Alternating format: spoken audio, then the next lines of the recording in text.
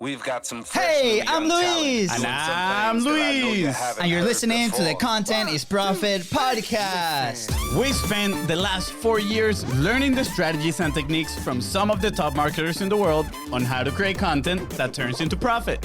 If you'd like to learn more on how to turn your content into profit, go to contentisprofit.com. Yeah, guys, Today we have an awesome guest, an awesome topic. We're going to talk about building the future of marketing with one of Forbes 30 under 30. Say what? Mind blown. Guys, before we get started, please don't forget to smash that subscribe button so that way you know where the episodes drop every single week in your phone. And also, don't forget to follow us on social media at BeastRoseGhost. We're happy to answer any questions that come through those DMs. That is right, guys. And if you found this episode impactful, which I am sure you will, please don't forget to share it and leave a 5-star review. All right. It all started with a content conversation. You have heard us talk about it before. Create content conversations. Ding! That was the sound of her LinkedIn DMs when today's guest reached out. We're not only surprised by her outreach strategy, but by her accomplishments as well. And we are sure we're going to love what she has in store for us and what she's building. That's right, guys. We are certain you're going to love it as well. We've talked a lot about what it takes to create content. But what about that moment when your finger is about to press publish? Thousands of thoughts hitting you like a brick, wondering what is going to happen? What are others going to say? Truth is, without pressing publish, no one sees your message. But how do we do it? Where do we do it? On what platform? How much time is it going to take me? Well, our guest made her mission to remove all this friction for us entrepreneurs to spread our message and help millions. From her own experience, she tackled a massive problem and created the solution we are all looking for. Oh yeah, that's a hook right there, so you better keep listening. She helps social media teams simplify and speed up the way they create and manage social media campaigns. Oh, baby. And her company became a Facebook partner in 2019. She spoke at the innovation stage at the very prestigious Cannes Lions International Festival of Creativity, and she was recognized by Forbes in their 30 under 30 list.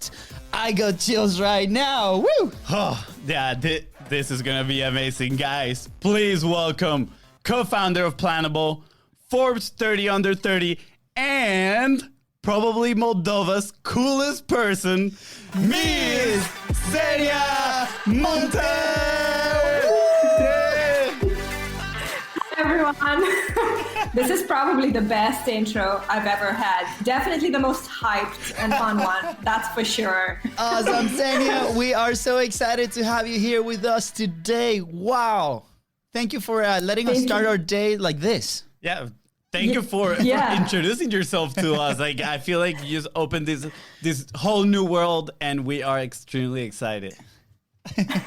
Thank you so much for having me here. It's definitely the best way to wrap my day. So thanks for doing this. Yes.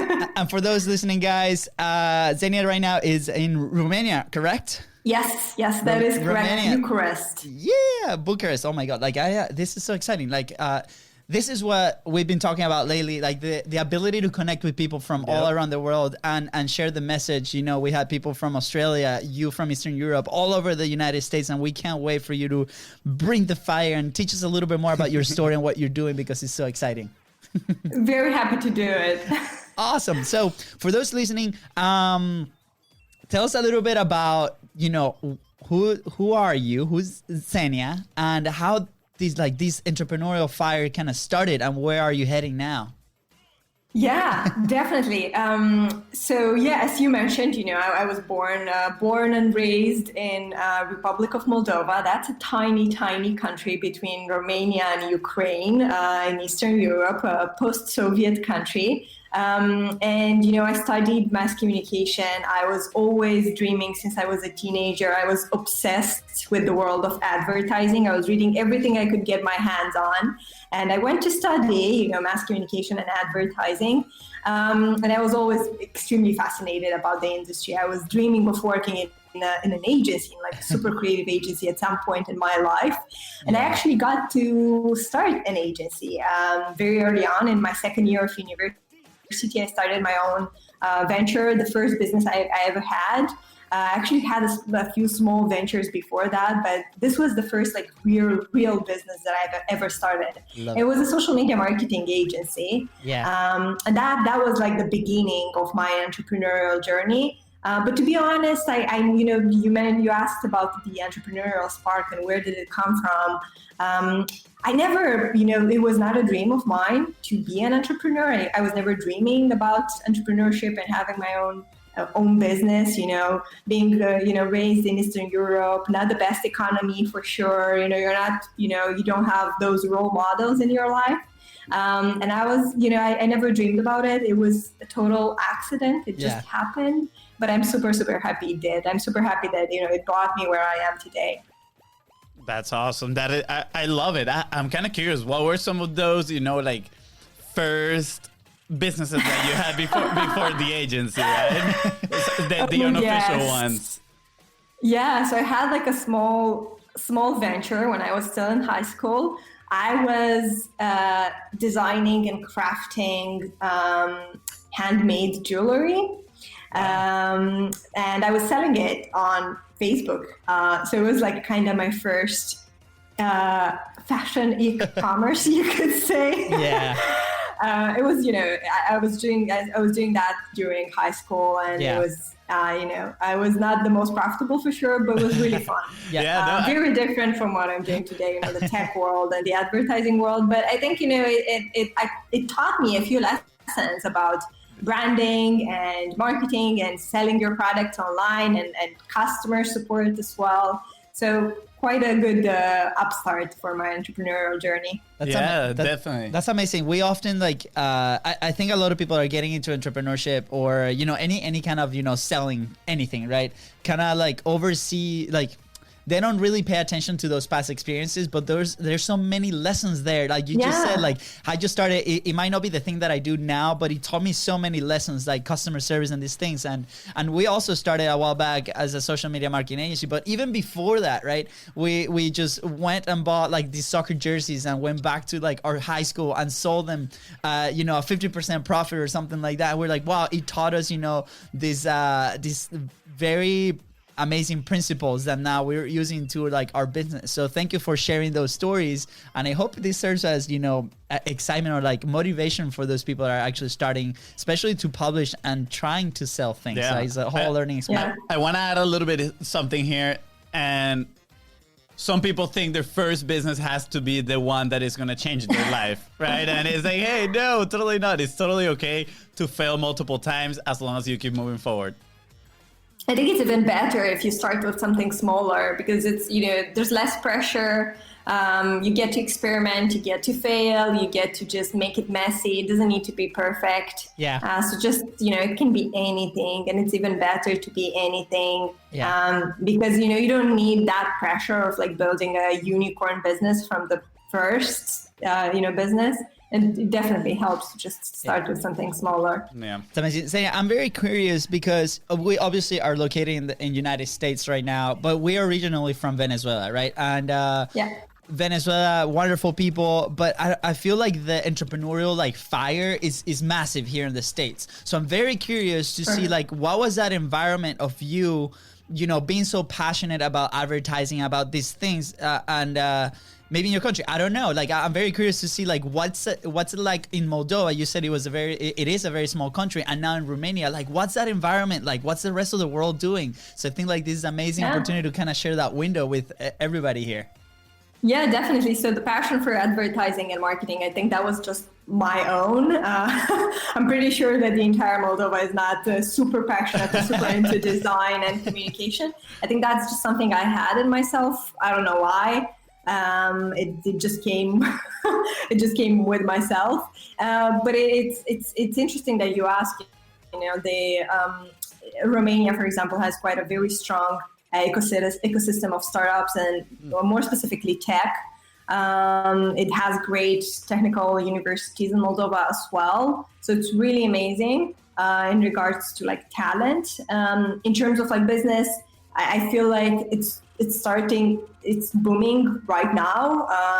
There was actually an article that mentioned, that named, a part of Romania. It's called Cluj. It's in Transylvania. And they named it like the Silicon Valley of the Eastern Europe. Oh, wow. Because of just like the booming talent of tech and the universities. And it's quite amazing. And I feel like this is the first step in, developing the business industry in Romania. You start, with very strong talent, and then the next step is developing the business side of it. And I can already see that, there's a lot of investments coming in into startups in here in Romania, and it's starting to bloom the ecosystem of startups here. Yeah, this is so exciting to see, because we were actually having a conversation a few days back with somebody in Colombia, right? And I think it is Cali, the what they're naming like the capital of like technology in South America. So I kind of see that, with Romania, and this just opens so many possibilities for everybody out there, right? It just like the field is wide open for us to provide solutions all around the world. So I'm very excited. Yeah, and we actually had our first unicorn in Romania recently. So first business that hit $1 billion in revenue. It's called UiPath, and I think there's been a lot of media about them, and they're probably the fastest growing enterprise business ever. They've been like tripling their valuation across a few months. Wow. So it's incredible. And having success stories like that in your country really motivates everyone to start their own business. They can see that, it's real. You can build a business like that from your own country, and you don't need to go somewhere else. You can just create it right there. Exactly. It kind of reminds me of the 4-minute mile story, right? That is, I don't remember the name, but people thought running a 4-minute mile was impossible. And then this one guy did it. And after that one guy did it, it sparked the belief in other people. And a lot of other people started to achieving that goal, right? And I think that's what you're saying right now. Like, you have this one company that achieved that unicorn status, and now other people are going to believe as well that maybe you don't have to be in the US to be able to do that, right? Or in other certain parts of the world. And like my brother was saying, I think that levels the playing field, and I love it. Big time. Yes.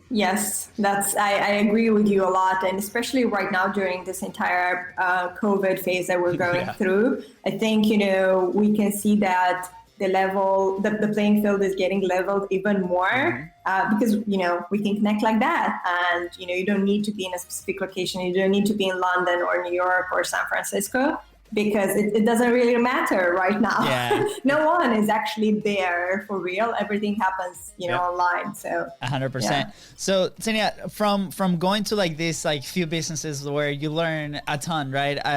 I'm guessing now you are going into college, and then you start your social media marketing agency, like for real, right? Yes. This is like business, like step number 1. Let's go now. What was that like? Like, what was the beginning for you? And then what made you create Plannable, which is the direction that we're going at, like the amazing business that you have now? We're very interested in that part of the story. Like, how did that happen? How do you go from that agency model to now running this amazing startup in one of the hottest hubs of startup land ever? Yes, definitely. So I started my first business, the social media marketing agency, during the university, and it was not something planned. I was in a student association, and one of the sponsors of the association needed someone to just handle their social media marketing.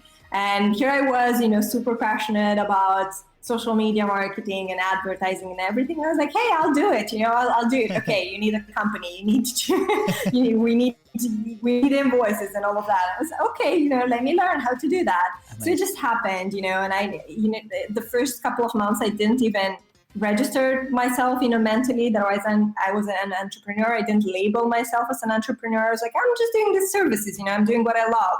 Yeah. And then the team started growing, and I realized that, wait a second, I'm actually running a business.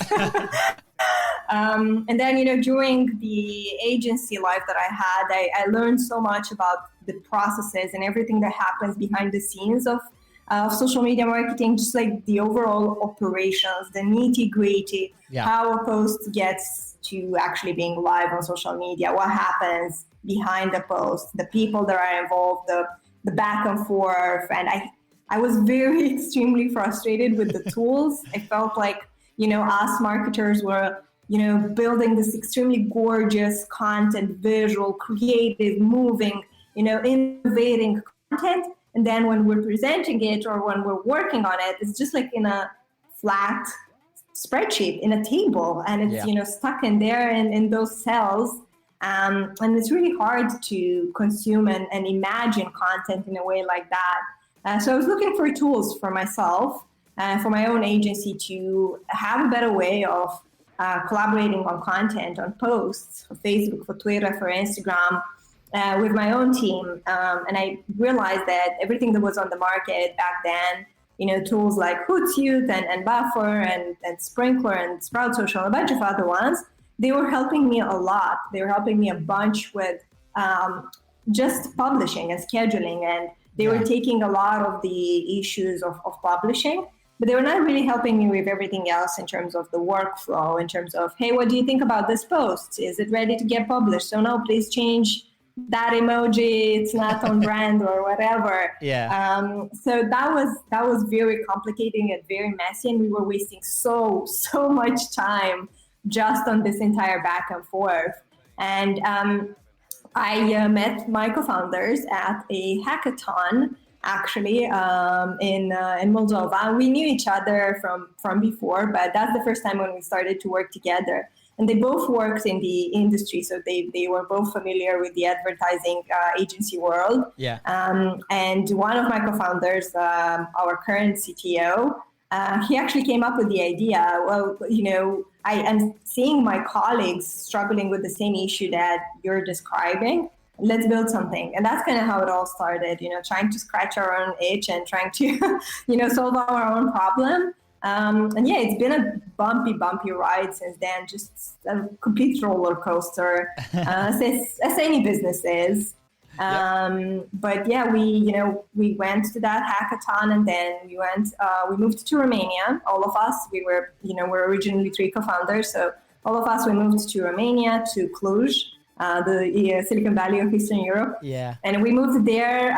We went through a pre-accelerator. We got our first very small angel investment, but that, got us going for like the first year of developing the product and customer development. We were very young, so we didn't need we were not very picky. And surviving in like ramen noodles. So surviving on, Exactly. That was all we needed.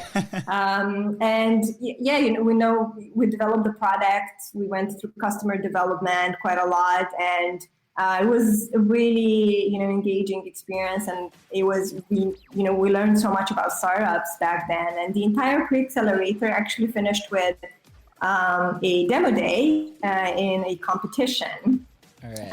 And we won that competition. And the prize was to go to San Francisco for a week, but it turned to be a 3-month trip to San Francisco. Yes, because I was invited to Tim Draper's university. Okay. Tim Draper is like this huge, legendary VC in the Valley, and he has this academy for young entrepreneurs, a 7-week academy where you go and like learn everything you need, and you shape yourself into like a good founder. And that's what I did, and that was the beginning of Planable. Wow. For those that are just listening right now, go to the Facebook stream, because you're gonna see your hypnotized face. We're like just absorbing this whole story. Is amazing. I love it. And I'm gonna say this, we come from the direct response marketing world. So obviously it's a little bit different than the investment side, right? Like getting the investors and startups. But at the same time, I love that word, that world. I absolutely love it. So this story has been fascinating. And I mean, I'm just surprised at, how willing you are to go from one place to another, chase it. That it sounds like you are a very driven person, right? And the other part that I love of your story is that it all started from your own problems, right? And we often hear that the best market that we can help, right? The best type of people that we can help are those that find themselves where we were maybe a year or 2 years before, right? And that's exactly what you're doing. You had this issue, then met with your co-founders and were like, guys, why don't we solve this, right? Yeah. Why don't we solve this? And then you're helping those people that are exactly at the same spot probably that you were a few years back, which is absolutely amazing. Yeah, that's the best way to go, because you are your ideal user, so you can empathize with them. You know their issues, you know their concerns. So you're just there in their mind, and you know, that's the best way to build a business, in my opinion. Yeah, 100%. Thank you for sharing that story, because from our start, like the way that we do our business on our agency side, the product, the main thing that we actually execute, it came from an issue that we were having.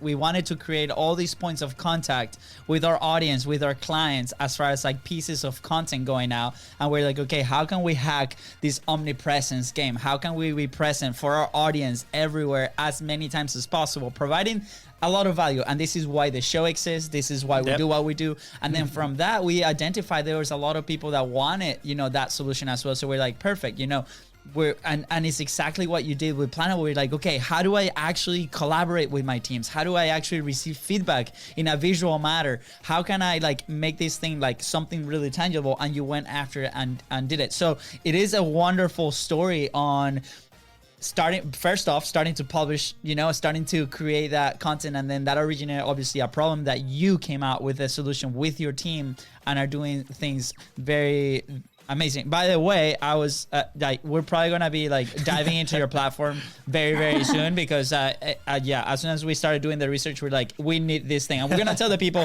where to find you. So we're like, yes, we need to make this happen. It's happening. So just know that you at least have to. Well, we're super happy to hear that. New customers, yeah.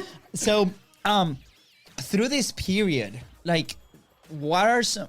Maybe like what is like one or two of the biggest challenges that you had? Because with our audience, we chat often about obviously starting to publish and the mentality and the mindset of starting to put yourself out there. And that brings you to face these inner monsters, right? I need to put out my own opinion. I need to express my own thoughts and kind of form your things. And those are challenges that a lot of people struggle with at a very basic level, which are totally legit. We were there, right?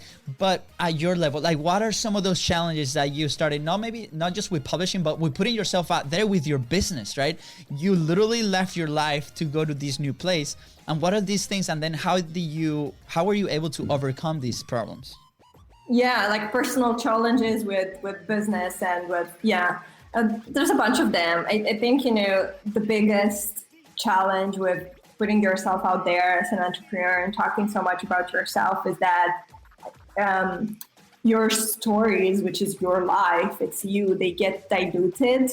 It's like you're starting to ask yourself if this is, if that's actually yours. It doesn't become, it's not that much yours once you put it out there. It kind of belongs to the audience.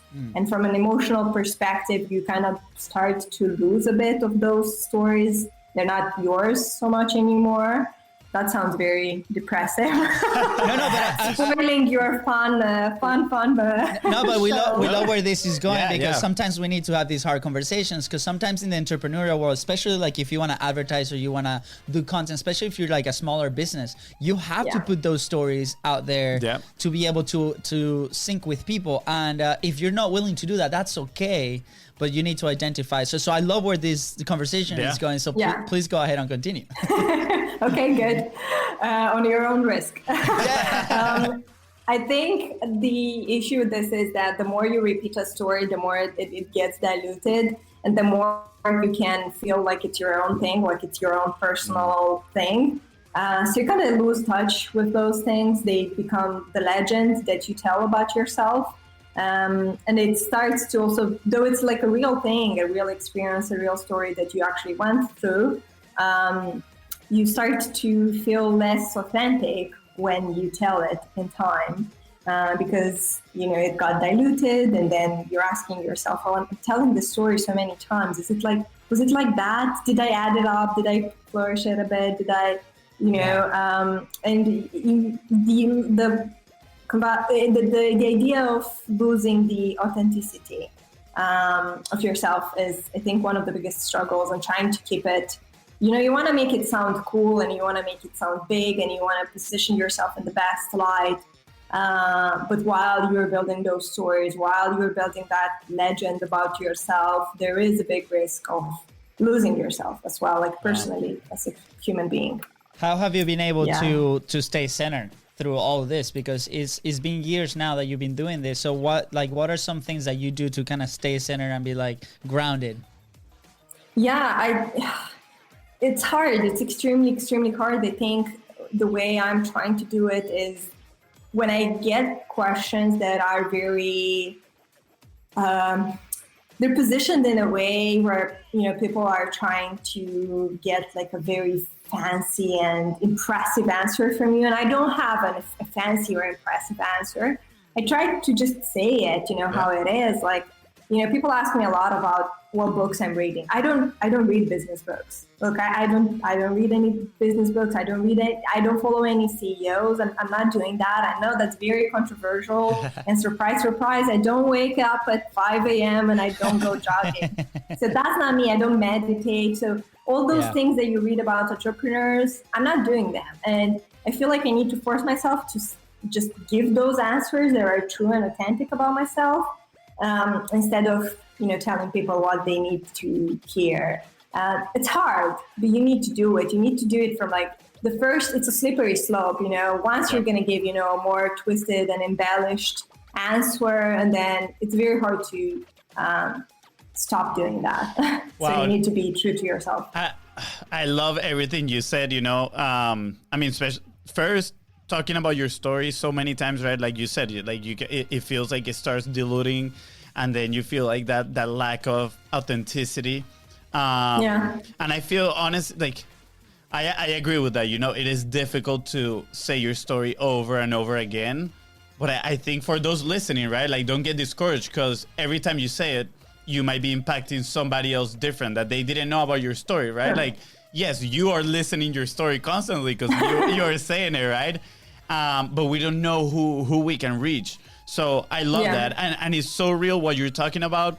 I love that you mentioned the fact that you're different, right? The fact that you don't read the business books, don't do just the meditations as other CEOs, their practices. And I love that because actually the other day I have this little notebook right here that I'm taking notes in, and I just like sometimes write random stuff.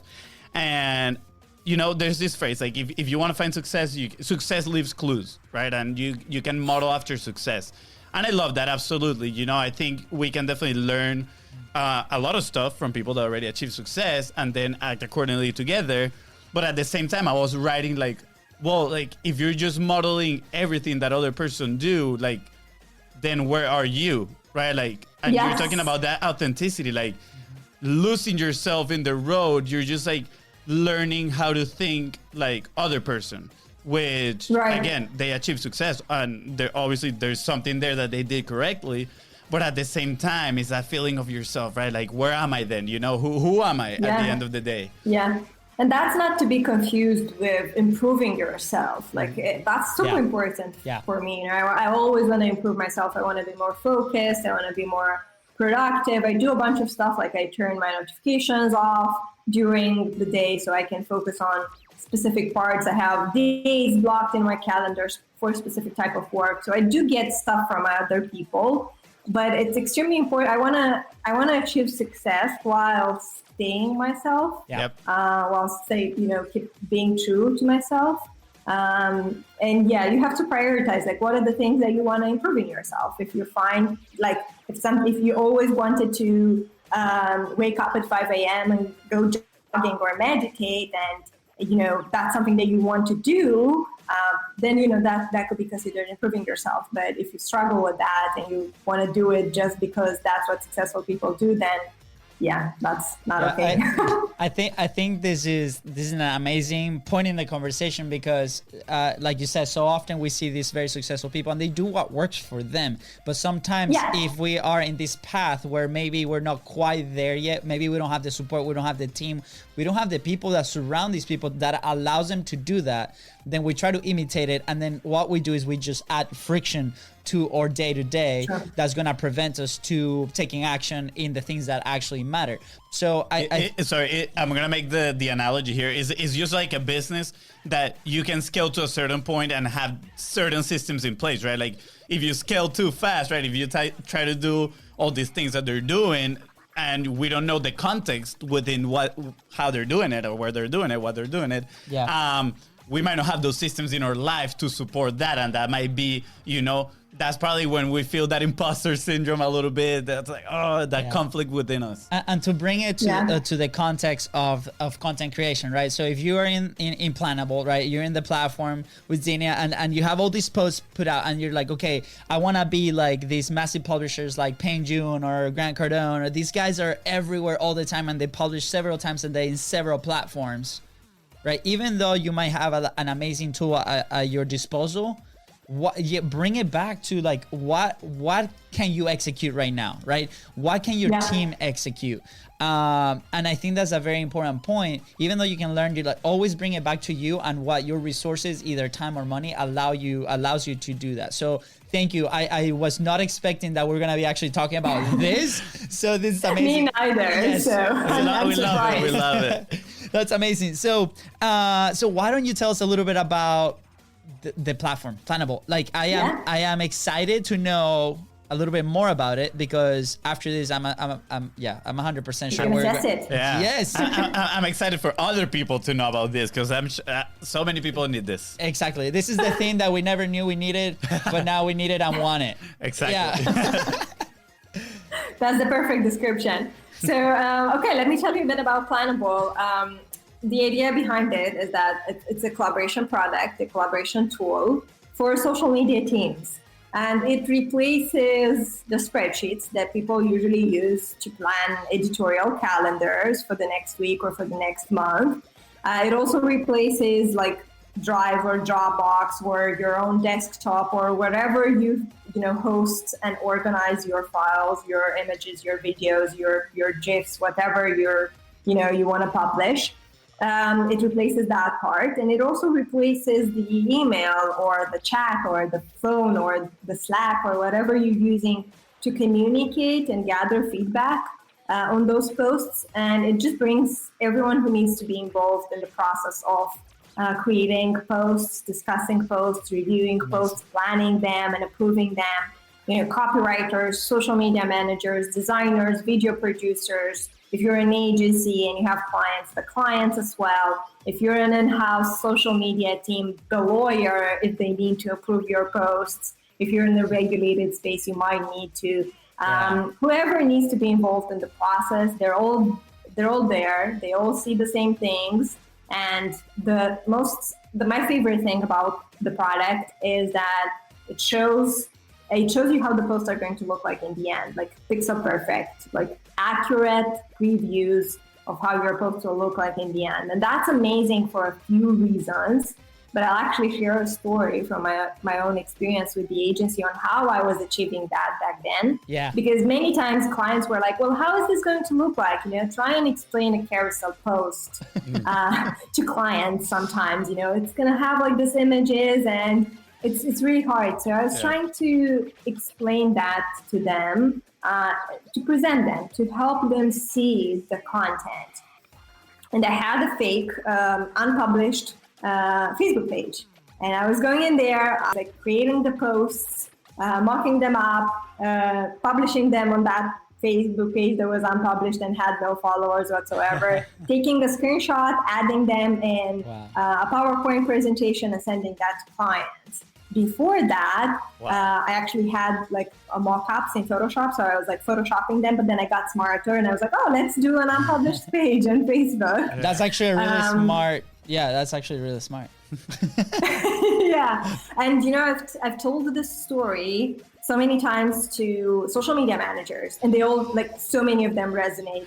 Like, I feel like 90% of them have Facebook pages that are like for test purposes. Because there's two things. You want your clients to see your work, exactly how it's going to look like. But then the second thing is, for yourself, you want to have peace of mind that the post is going to look like you want it to look. that Facebook is going to take the metadata of a link, and the thumbnail of a link is going to display correctly. That you're not, on LinkedIn, you're not going to have those gray stripes on the left and right. That it's going to look perfect, just like you have it in your own imagination. So you go in there, you mock it up, you're like, okay, good, looks good, and then you schedule it or you show it to the clients. And we're replacing that entire thing, because when you create posts inside Plannable, they already look as though they're all on Facebook or Instagram or Twitter or LinkedIn. So it really helps with collaboration and the entire workflow that happens from when a person, a team, ideates things together on a bunch of posts until the publishing itself. That's so cool. Yeah, no, that's awesome. I love the simplifying of it. Honestly, I'm not gonna lie. If I would have to do the publish on Facebook and screenshot and all that stuff, I'll be halfway through the process. I'll be like, no, it's like I'm out of here. Yeah, goodbye. We have a couple of stories where we used to own a screen printing company, and the reason we stopped doing that was because we didn't love the process. So you found that you identified that issue and created a solution for it. Like, we never, on that screen printing company, never went there because we're not passionate about it. So we created an issue by starting that company. A very big issue. Yeah. So talk about commitment and the fact that you created that solution for a lot of people, and the way that you share that story. We're here like, yes, that is us. Like, on our own company, we have been able to, we need to create these systems to deliver these things, not just the final product, but like all these elements in between. And I found wonderful that you guys went above and beyond to do this. So for those listening, right, if you have that product, if you have like anything that you're working on, that service, please continue, go through it and find a solution to actually get, how can I serve better my audience? How can I serve better my clients? And that, which is exactly what you did. And that's exactly what content and publishing is all about. It's trying to find those issues and providing a solution on the back end. You mentioned in one of your episodes, in one of your guest podcasts, that technology is moving at a very fast pace, and especially in the social media world. And it doesn't allow for people to establish systems. Like, I want you to dive in a little bit into that, because especially when let's say we're a content creation agency, a content producing agency, and we go out to all these customers, they expect all these processes to be formalized, but they are not. Yeah. So how do you fight that, or what are some things that you can do to minimize that impact, so any content creation, any content producer can actually deliver with the least amount of friction? Yeah, that's a good question. And, think about this like that. Advertising is 100 years old, but the internet is like, 20, 30, 50 max years old. The entire social media world is 20 years old. So it's extremely, extremely new. We're very new to this. So we didn't get the chance, we didn't get the time to actually build those processes. So we took some of those processes from like traditional marketing, traditional advertising, the emails and just figuring out the conversations, presenting work and meetings. Those are very traditional ways of operating, of marketing operations. Yeah. But social media, operates in a totally different space. You need to be extremely agile. You need to be very nimble. It needs to be real time if you want to make it work. So you need like a super, super smooth process. And I think that's, the reason why this entire space, this entire category where we are right now, collaboration for content, is new, because content in itself, the entire content marketing industry, is pretty new as well. So the first problem that people needed to solve when content appeared was the publishing of content. How do I get to publish content easily? And then coordination. How do I figure out what content I need to publish? How does that content need to look like? That was the second question that they had to ask. The first one was just like trying to manage the extreme amount of content that the industry was facing, the extreme demand of content consumers had. And then the second question was like, how do we make it better? How do we ensure that it's brand consistent? How do we ensure that it's diverse, that everyone from the company has a point of view and gets the chance to say their feedback? And that's, why our category is quite very new. That just explains, why tools like Planable just, started to exist recently. Yeah, that's amazing. What do you think this industry is going? Like, where's the future of like social media marketing? Where's the future of marketing in general? Where's it going? Yeah, it's going to be very similar with what we discussed so far. It's all about authenticity. And I feel like we got a glimpse of the future of content during this entire coronavirus phase because, we've seen so many brands just building content however they could, with limited resources, super scrappy, content that feels like it was built by humans and not like massive production studios, but content that feels like it was built by, a user with an iPhone. Very scrappy, very agile. And I love that. It just, gives you a very genuine feel, and it resonates a lot with so many brands, and I think it resonates with us. It's just very human. And I think that's the future of content as well. Love it. Obviously, we're going to have very well produced, and sometimes you need very well produced pieces of content. But otherwise, just making it as authentic as possible. I think that's definitely 100% the future of content. I love this right here. I've said that I love everything, and it's because I do. The whole conversation has been amazing. He loves everything, literally. But you're talking about authenticity, and the other day I was actually editing one of our clients' videos, right? And I'm like, I heard him say that the more kind of like technological advancement there is, the more people are looking for that human connection, right? Like now we're craving that human connection. And we on our side, to our clients, we always say, it's like, hey, look, quality of the message is way more important than quality of the production at first, right? Like, focus on the message, right? Make it authentic, like you're saying. So that's the reason why I love this, because it just connects exactly with what we preach as well. And I want to pretty much take advantage of this moment right here for the listeners, guys. Just go and produce the content. It doesn't have to be the best production out there. Just it has to be authentic. It has to be you. And there's people that's going to connect with it. Of course, there's going to be people that you're not going to connect with, and that's totally okay as well, right? And as long as you're being authentic, you're going to connect with the right audience. Yeah. So and then you can iterate on that content later on. Exactly. You can improve it, but it's so much more important to ship things faster, and then you can make them perfect later on. 100%. Next pieces of content, you can make them a little bit better, step by step, and you're going to reach that perfection you want. But ship first. 100%. Yeah, I love it. I think we're gonna take this as an action point for the show today. It's like, be authentic, elaborate. And there's so many points that you share with us, Xenia. Like, it's so amazing, and thank you. We appreciate that. Thank you. We want to ask. There's a couple more questions here as we wrap up the show. We obviously want to motivate people to be present, to share their message with the world, and your platform allows them and their teams to do that. But we also want to ask you, where will you be if you did not start publishing, either for you or for your clients? Like, where will you be now? Oh, that's a tough question. I ask this question myself in our own podcast. I ask people, that I interview, what would they do if they wouldn't do what they're doing today? What else would they do?